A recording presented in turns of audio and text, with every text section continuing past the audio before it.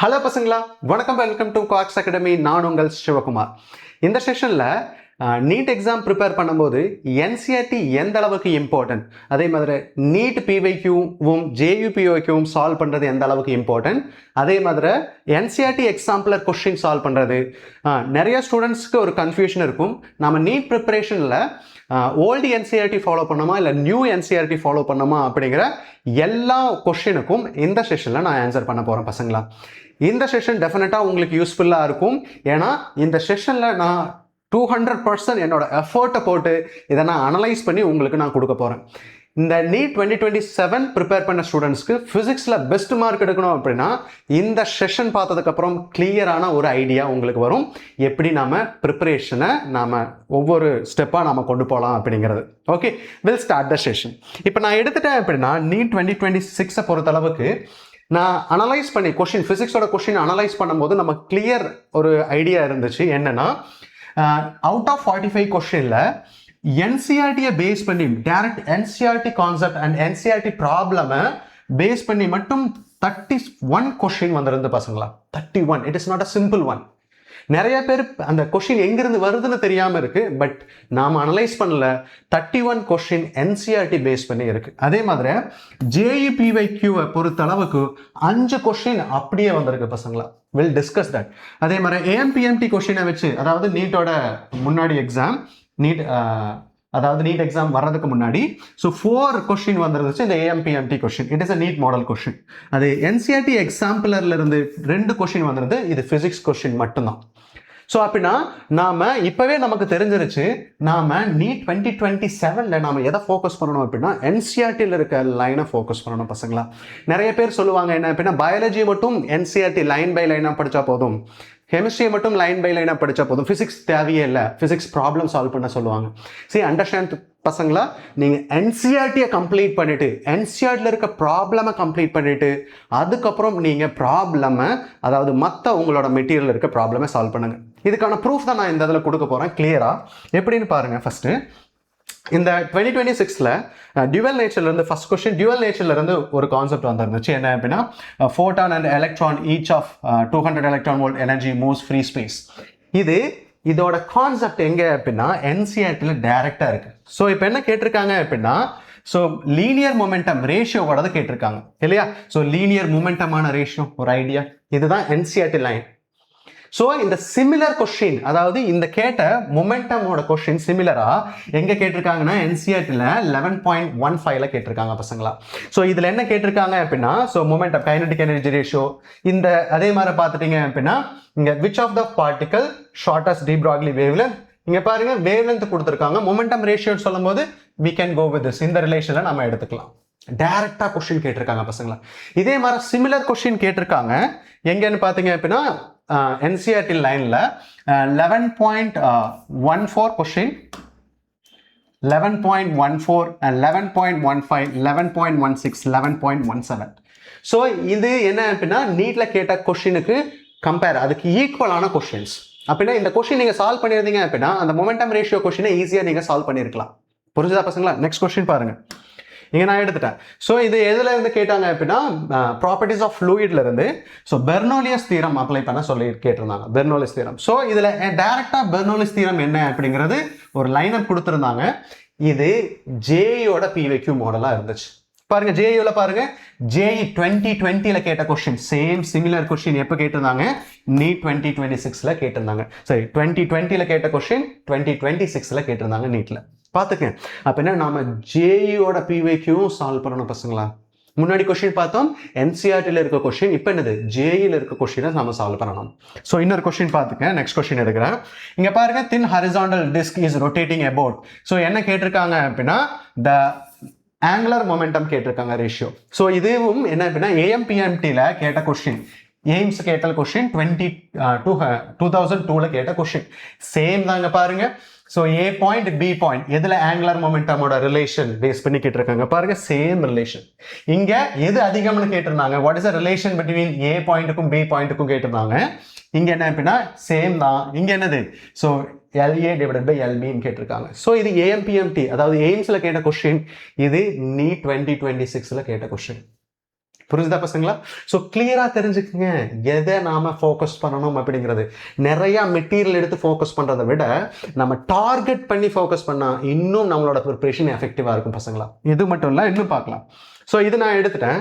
So இந்த consider long solenoid concept நான் எடுத்துட்டேன். இந்த சொலினாய்ட் கான்செப்டில் என்ன கேட்டிருந்தாங்க அப்படின்னா, the inductance of the solenoid கொடுத்துருந்தாங்க. இண்டக்டன்ஸ் ஆஃப் த சொலினாய்ட் எப்போ இருக்கும்போது mu not and also what permeability mu ஆராக இருக்கும்போது பாருங்க, ஆப்ஷனில் பாருங்க mu not N square R அப்படிங்கிறது. ஸோ இதை சேம் ஐடியா என்சிஆர்டியில் லைன் அப்ஸில் இருக்கு பாருங்க, என்சிஆர்டி லைன்.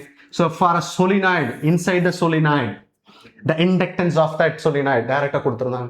அப்படின்னா என்சிஆர்டி லைன் பை லைன் படிக்கிறது இம்பார்ட்டன்ட்.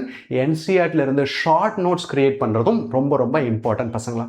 ஷார்ட் நோட்ஸ்னா என்ன அப்படின்னா ஃபார்முலா மட்டும் எழுதி வைக்கிறது இல்லை பசங்களா. அந்த என்சிஆர்டியை படித்து அதில் இருக்க இம்பார்ட்டன்ஸ் லைனை நீங்கள் ஷார்ட்டாக எடுத்து வைக்கணும். புரிஞ்சுதா? ஸோ கம்மிங் அப் வீடியோவில் எப்படி ஷார்ட் நோட் கிரியேட் பண்ணுறது எல்லாமே நான் உங்களுக்கு சொல்லிக் கொடுக்க போகிறேன். ஓகே, ஸோ நெக்ஸ்ட் கொஸ்டின் எடுத்துட்டீங்க அப்படின்னா இது பாருங்க, ப்ராப்பர்ட்டிஸ் ஆஃப் தெர்மல் ப்ராப்பர்ட்டிஸ்ல இருந்து கேட்ட கொஸ்டின். ஸோ என்ன கேட்டிருக்காங்க அப்படின்னா, இந்த இன்க்ரீசஸ் வால்யூம் ஆஃப் த ஸ்பியர்னு கேட்டிருக்காங்க. இது question, increases volume of the sphere. So இங்க பாருங்க same radius of the sphere, same similar question பசங்களா.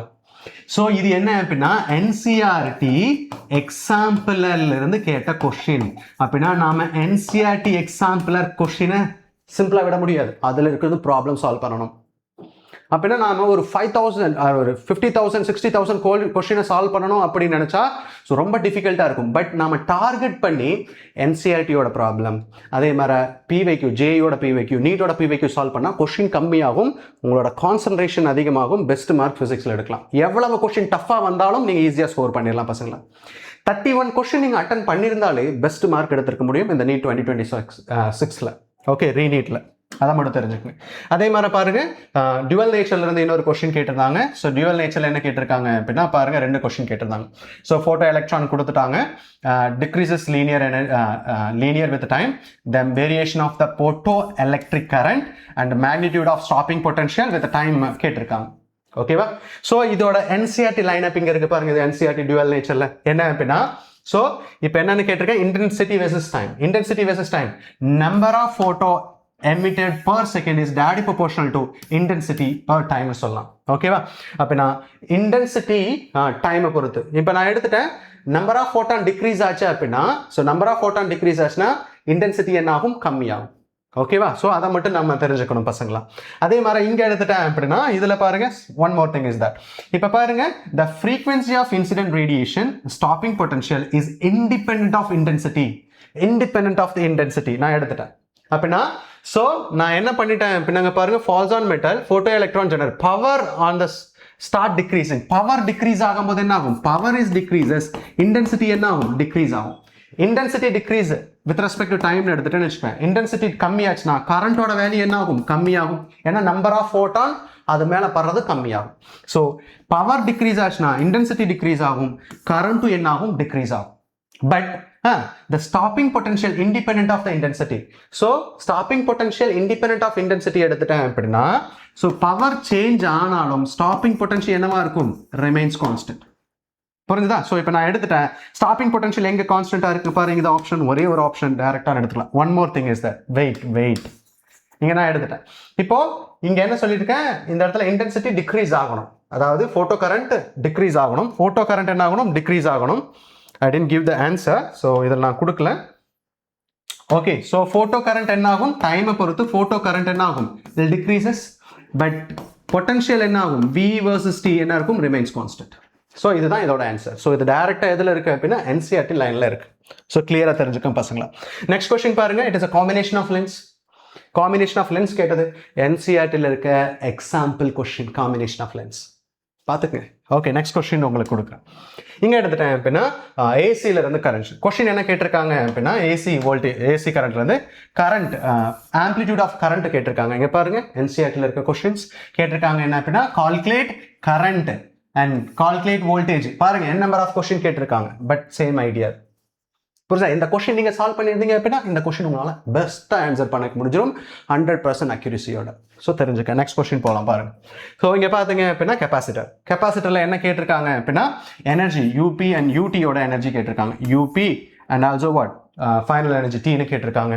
இங்கே பாருங்க எக்ஸாம்பிள் NCERT எக்ஸாம்பிள் இது 2.10 இருந்து சேம் கைண்ட் ஆஃப் கொஸ்டின் கேட்டிருக்காங்க. அப்படின்னா நீங்கள் NCERTல இருந்த ப்ராப்ளம் நீங்கள் சால்வ் பண்ணீங்க அப்படின்னா உங்களுக்கு என்ன ஆகும், டைரக்ட் கொஸ்டின் வர்றதுக்கான நிறைய சான்சஸ் இருக்குது பசங்களா, கம்மிங் நீட் 2027 பொறுத்தும். புரிஞ்சுதா? ஸோ நெக்ஸ்ட் எடுத்துட்டேன் அப்படின்னா, ஸோ இந்த மாதிரி கொஸ்டின்ஸ் எல்லாமே வெரி இம்பார்ட்டன்ட் திங்ஸ் நமக்கு இந்த அதுலேருந்து கிளியராக தெரிஞ்சிருச்சு. நாம் நீட் 2027 ப்ரிப்பேர் பண்ணும்போது நம்ம மைண்டில் கான்சன்ட்ரேட் பண்ண வேண்டியது ஃபஸ்ட்டு NCERTல இருக்கிற ப்ராப்ளமை நீங்கள் கான்சன்ட்ரேட் பண்ணணும். தென் JEOட PYQ கான்சன்ட்ரேட் பண்ணணும். அதுவும் சிமிலர் கொஸ்டினை ப்ராக்டிஸ் பண்ணாமல் உங்களால் சால்வ் பண்ண முடிஞ்ச கொஸ்டினை பெஸ்ட்டாக சால்வ் பண்ண முடியும், டிஃப்ரெண்ட் பாசிபிள் கொஸ்டின்ஸ். புரியுதா? அப்போ தான் உங்களால் பெஸ்ட் மார்க் எடுக்க முடியும். அதே மாதிரி நம்ம ப்ரிப்பரேஷன்லாம் JEE லெவலில் இருக்கணும், நீட் கொஸ்டினை சால்வ் பண்ண வேண்டியது அப்படிங்கிறது மட்டும் நினச்சிடாதீங்க. நீட்டோட PYQவும் நீங்கள் சால்வ் பண்ணணும் பசங்களா. இப்போ கொஸ்டின் என்ன அப்படின்னா, ஸோ நீங்கள் ஃபாலோ பண்ண வேண்டியது NCERTயா, நியூ NCERTயா இல்லை ஓல்டு NCERTயா அப்படின்னா, இந்த NCERT எல்லாமே எதை பேஸ் பண்ணி, NCERT நீட்டில் கேட்ட 2025ல் கேட்ட கொஸ்டினும் 2026ல் கேட்ட கொஸ்டினும் old NCERT lineups and old NCERTயில் இருக்கிற ப்ராப்ளம் பசங்களா. ஸோ என்னோட சஜஷன் என்ன அப்படின்னா, தயவு செய்து உங்களோட நீட் 2027க்கு ப்ரிப்பேர் பண்ணும்போது ஸ்பெஷலாக ஃபிசிக்ஸை நீங்கள் இன்ஸ்டெட் ஆஃப் நியூ NCERTயை விட நீங்கள் ஓல்டு NCERTயை நீங்கள் ஃபாலோ பண்ணீங்க அப்படின்னா பெஸ்ட்டாக உங்களால் நிறையா ப்ராப்ளம், இனோவேட்டிவ் ப்ராப்ளம் உங்களுக்கு கிரியேட் ஆகும். மற்ற மெட்டீரியலை காட்டிலும் டிஃப்ரெண்ட் கொஷின், பெஸ்ட் கொஷின் அந்த ஓல்டு NCERTயில் இருக்குது பசங்களா. ஓகேவா? So understand one thing. So நம்மளோட ப்ரிப்பரேஷன் என்ன இருக்கும், ஒரு பர்டிகுலர் லைனை ஃபோக்கஸ் பண்ணால் பெஸ்ட் மார்க் எடுக்க முடியும். நம்ம ப்ராடாக யோசிச்சோம் அப்படின்னா அதை படிக்கணுமா இதை படிக்கணுமா, ஒவ்வொரு ஃப்ரெண்ட்ஸும் ஒரு புக்கை சஜஸ்ட் பண்ணுவாங்க, ஒவ்வொரு யூடியூப் சேனலும் ஒரு புக்கை சஜஸ்ட் பண்ணுவாங்க. ஓகே, ஃபஸ்ட்டு NCERT கம்ப்ளீட் பண்ணிடுங்க பசங்களா. ஒரு கான்செப்ட் எடுக்கிறாங்க, அதை பேஸ் பண்ணி NCERT ப்ராப்ளம் தரவாக பண்ணிடுங்க. அதில் இருக்க NCERT லைனில் ஷார்ட் நோட்ஸ் மேக் பண்ண பாருங்கள். புரியுதா? அப்போ தான் உங்களோட ப்ரிப்பரேஷன் பெஸ்ட்டாக இருக்கும். நீட் 2027ல் ஃபிசிக்ஸை நினச்சி நீங்கள் ஒரி பண்ண வேண்டியதில்லை. யாராவது உங்களுக்கு ப்ரிடிக்டபிள் கொஷின் கொடுப்பாங்களா அப்படின்னு நினச்சி ஒரி பண்ண வேண்டியதில்லை, எதிர்பார்த்துட்டு இருக்க வேண்டிய அவசியம் இல்லை.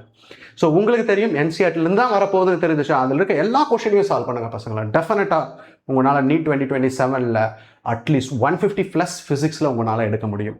இதுவும் CPTயாக மாறிடுச்சு அப்படின்னா கொஷின் எப்படி வரும்னே தெரியாது, ப்ரெடிக்ட் பண்ண முடியாது. ஸோ நம்மளோட எஃபெக்டிவ் ப்ரிப்பரேஷன் இருந்தால் தான் நீட் 2027 நம்மளால் கிராக் பண்ண முடியும். Okay, so all the best. நான் ஒரு ஐடியா உங்களுக்கு கொடுத்துருப்பேன்னு நினைக்கிறேன். We'll see in next session. Thank you.